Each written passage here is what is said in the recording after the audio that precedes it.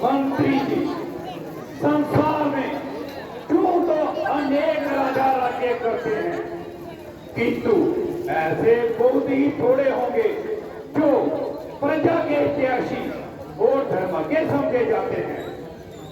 इस प्रकार प्रजा का प्रेम राज्य की जड़ों को दृढ़ बनाने वाला होता है। उसी प्रकार एक राजा का न्याय प्रजा को ऊंचा उठाने वाला होता है। सदा से ही एकता के आसरे संसार चलता है, प्रजा और राजा से मिलकर ही कारोबार चलता है। क्या सजे है महाराज? महाराज की जय हो। महाराज शेरमन देव दरबार में बुलाना चाहते हैं।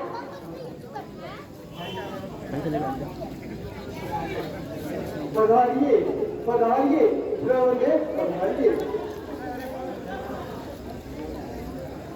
मात पिता के चरण में प्रथम निभाकर शीश, याद करूं फिर आपको दीन बंधु जगदीश। गुरु विशिष्ट के चरण में है मेरा संदेश, नमस्कार है आपको दशरथ अवध नरेश। शुभ दिन, शुभ पल, शुभ घड़ी, शुभ अवसर, शुभ काल। शर्मन देव मम नगर में आए, हम हुए निहाल। निस्संदेह ईश देव सब मानकर लश्कर कपट विचार, मात्र भक्त संसार में शर्वर एक अवतार। गुरुदेव बड़ा बनकर नहीं आया, मैं बालक बनकर आया हूँ तुम्हारे द्वार पे हे नाथ, मैं जाचक बनकर आया हूँ। हाँ हाँ कहो पुत्र, अपने आगमन का कारण भी कहो। नाथ, जिस प्रकार बिना पति के पत्नी और बिना न्याय के राजा पाप की खान होता है, उसी प्रकार बिना माता पिता की भक्ति के एक पुत्र का जीवन नर्क के कीड़े के समान होता है। आपको सब प्रकार से ज्ञात है कि मेरे माता पिता में सदैव का अंधापन है। हे नाथ, बस वही मेरे लिए हर समय चिंता का कारण है। मैं चाहता हूँ कि मिटे जीवन मेरा और आत्मा में उनकी बल आए। महारोगी बनूं मैं, जो रोग दूर उनका हो जाए, न्योछावर उन पे हो जाऊं। अगर कह दे जरा कोई तो मैं अपने प्राण भी दे दूं, जो हो उनकी दवा कोई। परंतु बेटा, क्या तुम अपने माता पिता का अंधे होने का कारण भी जानते हो? नहीं जानता भगवान, परंतु जानने की अभिलाषा अवश्य है। सुनो, हमारे माता नहीं थे, उनके कोई पुत्र नहीं होता था। उन्होंने पुत्र इस पर ब्रह्मा जी ने प्रसन्न हो तुम्हारे भाग्य में पुत्र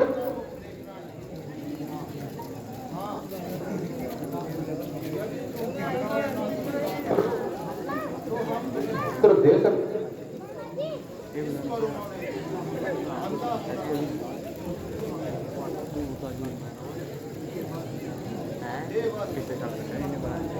इस प्रकार तुम्हारा जन्म हुआ। इतनी ममता, ऐसी उदारता, पुत्र के कारण पृथ्वी पर सोए, पत्ते खाए, सर्दी गर्मी सही और अंत में अंधा होने की शर्त भी स्वीकार की। यही है अवतार, यही है विशाल हृदय। मैं भी प्रण करता हूँ कि उनकी सेवा में अपने जीवन का अंत कर दूंगा। संसार को माता पिता की भक्ति दिखाता हुआ अपने प्राणों का अंत कर दूंगा। अपनी चिंता कुछ नहीं, चिंता है उनके काम की, जिस तरह भी हो सके सूरत बने आराम की। धन्य हो, संसार में तुम जैसे पुत्र की ही आवश्यकता है। बदना आप विलंब ना कीजिए और मेरी आशा शीघ्र पूर्ण कीजिए। तो सुनो, यदि तुम अपने माता पिता प्रयाग, बद्रीनाथ, काशी आदि समस्त तीर्थ स्थानों की यात्रा करवाओगे तो भगवान की कृपा से उन्हें स्वस्थ पाओगे। बना देता है मोती, बूंद को जो जीव के मुंह में, छिपाता है जो दाना खाक और लाल पत्थर में। जो सुख रोगी को देता है वह सुख अन्य और दुखों को त्याग करके भी वही देगा आंखें उन अंधों को। उपकार प्रभु, महाउपकार। अभी ये संवाद जाकर माता पिता को सुनाता हूँ। मैं खाली हाथ आया था और झोली भरकर जाता हूँ। परंतु श्रवण कुमार, तुम अपने अंधे माता पिता को सारे तीर्थ किस प्रकार करवाओगे? दो अंधे प्राणियों को लेकर घने गंभीर पर्वतों की कंदराओं में किस प्रकार ले जाओगे? श्रद्धा के आधार पर, भक्ति के सहारे, गुरु विशिष्ट के आशीर्वाद से और आपके प्रताप से बनाकर कांच की कांवर उन्हें कांधे चढ़ाऊंगा। फिरूंगा तीर्थों पर, उन्हें नाहन कराऊंगा। करूंगा उनकी पूजा, देव की पूजा समझकर। झुकाऊंगा ये सर उनके आगे, भगवान की प्रतिमा समझकर।